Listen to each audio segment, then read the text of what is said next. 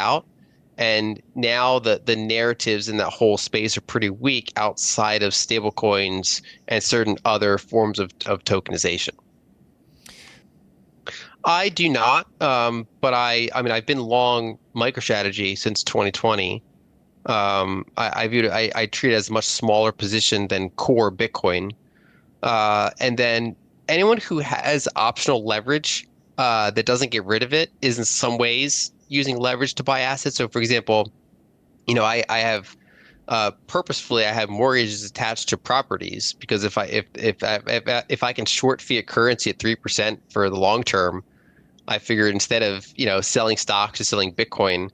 Value doesn't vanish overnight. It gradually disappears, frequently undetected. Each and every pound, euro, or dollar in your pocket is a component of a wider network. Additionally, your portion in that network decreases as it subtly grows. Dilution is the deeper wound, while inflation is the outward sign. This explains why having cash on hand feels secure at first, but becomes corrosive with time. Across asset classes, the same reasoning holds true. Your claim gets progressively smaller as more units are produced. The simplicity with which Lyn Alden expresses this truth is remarkable. She reminds us that all assets have a dilution rate, including equities, real estate, gold, and Bitcoin. The long-term number for real estate could be as low as 1% or 2%. On the other hand, the consistent addition of gold by mining is about 1.5. These figures might not seem like much, but when added up over many years, they determine whether your wealth increases or steadily declines. Here, the concept of scarcity assumes a central role. The victors in a world where money is growing and issuing indefinitely are assets that don't want to be diluted. Precious metals, excellent real estate, long-lasting companies.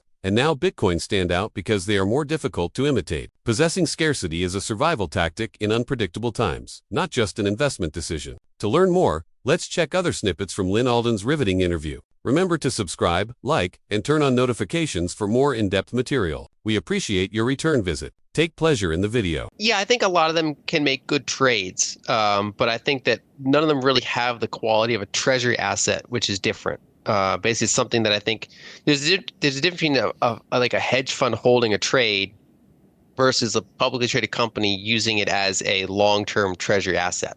I think Bitcoin has met that standard.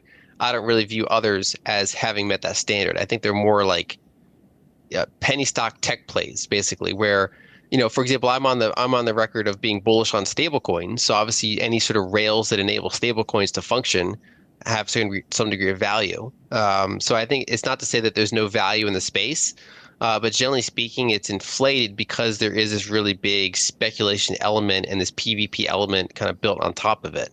And so I think over time, you've kind of seen the narratives play out. And now the narratives in that whole space are pretty weak outside of stablecoins and certain other forms of tokenization. I do not, but I mean, I've been long MicroStrategy since 2020. I viewed it, I treat it as a much smaller position than core Bitcoin. And then anyone who has optional leverage that doesn't get rid of it is in some ways using leverage to buy assets. So, for example, I have purposefully I have mortgages attached to properties because if I can short fiat currency at 3% for the long term, I figured instead of selling stocks or selling Bitcoin to pay that off, I'm kind of indirectly slightly levered on assets. But for the most part, I let other proxies do it for me. I let MicroStrategy do that for me rather than myself hold Bitcoin in debt. Yeah, so my approach is when I'm very high convicted bullish on something, I size it so that if I'm right, I materially benefit from it. But if I'm wrong, it's not like a financial kill shot. It's just a major setback. And so with Bitcoin, it is my largest individual asset, but it's one of many assets. And there's also a difference between someone who, say sticks half their net worth in Bitcoin versus someone who bought some Bitcoin and then because of superior performance, it's become half of their net worth.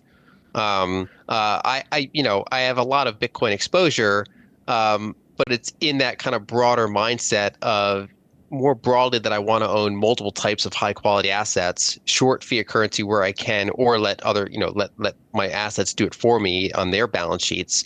And I think that, to quote Paul Tudor Jones, I think Bitcoin is the fastest horse in the race. But but I don't think it's the only horse. And I think that I have a clearer head by not being 100% in on something. Mm. It gives me kind of a Zen aspect in bear markets. So, for example, in November 2022, when Bitcoin had collapsed from 69,000 all the way down to like 16,000, I was at the Pacific Bitcoin conference, and we were having a good time. We were on stage, we were laughing. The energy there was high, and I think because one, people knew what they own, and two, anyone who wasn't levered or didn't size it inappropriately relative to their volatility and risk expectations use it as a buying opportunity. So Mm. I think it makes sense for someone to be all in, but not necessarily everybody, and not even necessarily most people, is how I put it. Another way of kind of pointing out is that Michael Saylor does have other assets in his personal life. He does have properties and things like that. And this particular vehicle obviously represents the vast majority of his net worth. But he'd still be okay if Bitcoin had a problem. So I think people, you want to put yourself in a position where, if Bitcoin doesn't perform the way you think you will, it could be, obviously very damaging to someone financially, but it's not necessarily an irrecoverable thing. Mm. If they encounter an issue, and it's going to partially depend on their level of conviction and their level of research that they've done on it. It has mildly decreased cycle after cycle. And I think that's normal. I think that when you go from a $1 million asset to $1 billion asset to $1 trillion asset, it's naturally that the holding of it gets more diffused, and there's kind of less kind of tail optionality going on. So I think that over the next 5-10 years, I do expect volatility will decrease, and I view it as a good thing because as it kind of gets higher toward its total addressable market, we'd expect volatility to decrease. And also part of why people don't use it for payments at scale is that volatility. So you can't really price things in it because of that high volatility. We still live in a very fiat world. Our liabilities, either in debts or in just ongoing obligations, rent, mortgages, things like that, our expenses are in fiat currencies around the world. So people can't really price things in Bitcoin. If Bitcoin does get much larger and more liquid and the volatility goes down, that actually opens the possibility where people could price things more readily directly in Bitcoin, especially when you're talking about a context where, a continent with 40 currencies, and it can become more of a standard that people use. So I do expect volatility to decrease, and while the downside is it takes away from the explosive return potential over time, I think the upsides outweigh it. But I also think we have much more to go, most likely, before that volatility gets, to what we consider low, like gold. Mm. I think that does matter. I think that there's a significant number of people that would spend more Bitcoin if they didn't have this administrative or tax overhead on top of it. That'll be jurisdiction by jurisdiction. So there's some countries that will be ahead of the game in terms of getting away from that, and other ones that'll be more reticent. It also generally should fuel innovation because right now our payment systems are very much permissioned payment systems, and we have software now.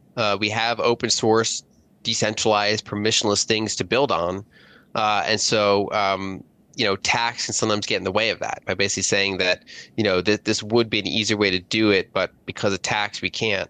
That's also, I think, part of what keeps stablecoins pretty attractive at the current time, not just the stability, but also because there's less of a tax overhead if you're just using it for holding and spending. But over time, I think that actually will be important. And for example, when people were kind of advocating the government to buy Bitcoin, I think a better policy is to let people use Bitcoin more easily. So I would actually be more interested in the politicians saying we want to, have a certain threshold for which Bitcoin transactions are not taxable versus telling me how much Bitcoin they want to buy on behalf of the government. That's not the case with Bitcoin. It is more than just an investment or a currency. Its portable capital is made to travel any place with the swiftness and decisiveness of a message. No middleman, no central ledger, and no authorization needed. This distinguishes it from fiat, which is fast but infinitely diluted, and gold, which is sluggish and heavy. It is limited, international, and open to audit. Even while Bitcoin only makes up a small portion of global assets today, its significance is obvious. The first open protocol for money was designed to rewire the global flow of value and survive cycles. World where it gets to be a multi-trillion dollar asset and only individuals own it and not other pools of capital. I think that basically once you get this big and liquid, it's inevitable that either corporate entities or pension funds or even some sovereigns are going to want to own it. Basically, anything that you're responsible for managing, if you become bullish on Bitcoin, it makes sense for you to add it to your thing. So that starts at the yourself and your family, and then it trickles into professional life for those managing other types of assets. So I think it's totally inevitable that if it's going to be successful, it's going to be in all these different types of balance sheets. As far as concentration risk, I don't really view that as a problem because it's a proof of work network, not a proof of stake network. And the concentration is thus far pretty manageable. So MicroStrategy has 3% of coins, roughly speaking. Potentially the more bigger concern is that a lot of entities use Coinbase as custody. So I think they have something like 10% of coins, which is not fantastic, but I think not the end of the world. People have to kind of remember that even back in say 2011, like with Mt. Gox, at one point they had like a double-digit share of the network. So there's always been these little pockets of concentration that spin up and then either get diffused or break in some capacity. So I think that the network is sufficiently spread out that that's not really a long-term concern I have. And I generally view it as inevitable. There are people that say that Bitcoin has in some way failed now because these large entities hold it, but it's a permissionless asset. There's no way to prevent large pools of capital from owning it. And to the extent that the Bitcoin proponents that think it'll change the world, part of that involves going through every balance sheet out there, including increasingly big ones. It even goes back to in 2010 when the late Hal Finney was writing about this. He was kind of doing back of the envelope math on saying, Bitcoin has this many transaction throughput, and if this many people want to own it, they're going to have to own it through proxies. So he was kind of analyzing the concept of Bitcoin banks back then. So this has been kind of a known aspect from the beginning. And another one, Nick Szabo, he was one of the before Bitcoin came out, he was active in the field of kind of trying to create digital gold and other types of assets like this. And the way he envisioned it was a two-tier system where you have kind of a settlement network itself that's suitable for larger transactions, and then various mechanisms on top of that, whether it's software like Chalmy and Mints, or whether it's old school, just custody arrangements to allow smaller transactions and other things to scale. So I think that some degree of custody is inevitable, and some degree of connection between Bitcoin and everything else is inevitable. Again, as long as it's successful. I mean, if it's not successful and it just kind of rolls over, then it doesn't get into balance sheets. But as long as it continues to be dominant at what it does, and as long as it continues to be decentralized and secure, I think it will show up on more and more types of balance sheets, and it's mostly a one-directional thing. Past year, a big variable was it wasn't taxed well. So basically, for not tax, I mean accounting. Like it wasn't treated on accounting purposes very well. So basically, if it went down in price, they had to book that as a loss. But if it went up in price, they couldn't book that as a gain. So it just kind of ratcheted down. So they'd have to say, okay, here's our official financials, but here's like really what our financials look like, and that's not attractive to a lot of CEOs. In addition, because it's volatile, there's a lot of career risk where if you're already CEO of a company, buying an asset that can go down 80% at certain times and has introduces risk where they might not otherwise want it. Historically, the way the company's been dealing with this whole fiat debasement issue is they decapitalize themselves. They pay out dividends, they buy back their own shares, they purposely take out debt they don't need just because they're basically shorting the fiat currency. Like an example I like to use is that Coca-Cola has been profitable for like every year for like a century, and yet why do they have 40 billion or 50 billion in debt? And it's because they can. Basically, that if someone's going to offer them the ability to issue bonds for 10 years, 20 years, 30 years at 2, 3, 4%, which until kind of recent high rates they were able to do, it's lower than their other cost of capital. They say, well, if we're going to borrow at 2% and buy back our own shares with it, they're arbitraging the fiat currency system just like everyone else. They're just doing it in a less volatile and explosive way as doing it with Bitcoin. Hmm. And so that's been kind of the go-to choice for a lot of companies, whereas Bitcoin is one, until recently, it wasn't really big and liquid enough to be on their radar. Then the accounting issues were there. And once those things were addressed, like now that it's a $2 trillion network, now that the accounting issues are addressed, we do see it popping up more. But I still think it'll take years because of the high volatility aspect of it, which means that it's more disposed that someone who owns a lot of the company. For example, Michael Saylor had dominant voting rights in the company. So if you're able to convince one person to make a really decisive move, that's where that tends to show up. It's also, I think, not an accident that Fidelity was earlier into Bitcoin than most other financial institutions, because that's a more privately held entity. So if the CEO was on board with it, it could happen.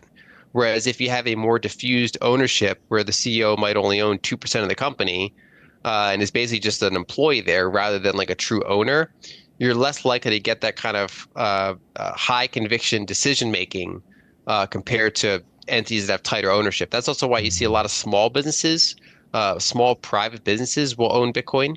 And you'll see a lot of people that are, they might be on the board of a pension, they might be on the board of a bank, and in their personal life, they might have a lot of Bitcoin because they can just make that decisive decision. But there's no one really in place at a lot of these types of entities that can just make a pretty decisive call like that if there's any degree of controversy to it, which there is because of the volatility and historically because of the accounting treatment. A mixed picture emerges from the jobs report. Job growth is rapidly slowing down, with revisions even pushing some months into negative territory, while unemployment remains stable at 4.3%. Work weeks are getting shorter. High-value industries like technology and finance are experiencing disruption, but manufacturing is still struggling. This would be a warning sign for many. However, Kathy has a different view of it. She observes indications of structural change. Blockchain eliminating inefficiencies, automation and AI altering labor, and government layoffs decreasing money. Although these changes are unpleasant, they indicate increased productivity over the long run. The same reasoning applies to her market view. The rate of inflation has decreased. Spreads in the high-yield market indicate that there is little short-term danger, and treasury yields are stabilizing. However, excesses in commercial real estate and bonds also suggest weaknesses. Kathy returns to creativity as the primary motivator, though she highlights both the potential and the danger by drawing a link between the internet's meteoric rise in the late 1990s and the adoption of blockchain and AI today. Capital flowed too quickly in those days. The foundation is stronger, the technologies are more varied, and the potential impact is much higher today. This study is very optimistic for cryptocurrency investors. As Kathy points out, Bitcoin is still rising over the long run in comparison to gold, indicating that it is resilient despite volatility. Digital assets, particularly Bitcoin, stand to gain from institutional adoption as well as their function as hedges in a fast-changing economy, if her growth and innovation forecasts come to pass. Put another way, the AI and blockchain era may solidify cryptocurrency's position as a pillar of international markets.